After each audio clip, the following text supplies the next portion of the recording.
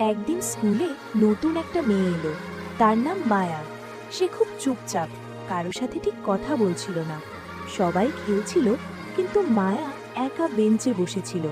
রাফি সেটা দেখে তার টিফিন বক্স খুলল। ভেতরে ছিল তার সবচেয়ে প্রিয় চকলেট। সে একটু ভেবে চকলেটটা মায়ার দিকে বাড়িয়ে বলল, তুমি চাইলে আমরা একসাথে খেতে পারি। মায়া একটু অবাক হলো, তারপর মিষ্টি করে হাসল।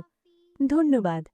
পরের দিন রাফি স্কুলে এসে দেখল তার ডেস্কে একটা ছোট্ট লাল ফুল রাখা, পাশে ছোট্ট একটা কাগজে লেখা, নতুন বন্ধুর জন্য। সেদিন থেকে তারা একসাথে টিফিন খেত, খেলতো আর মজার মজার গল্প করত।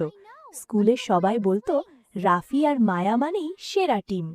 একদিন খেলতে খেলতে রাফি হেসে বলল, মায়া, তুমি জানো তুমি আমার সবচেয়ে ভালো বন্ধু। মায়া হেসে বলল, আর তুমি আমার প্রথম স্কুল বন্ধু। সেদিন থেকে তাদের ছোট্ট বন্ধুত্বটাই হয়ে গেল স্কুলের সবচেয়ে মিষ্টি গল্প।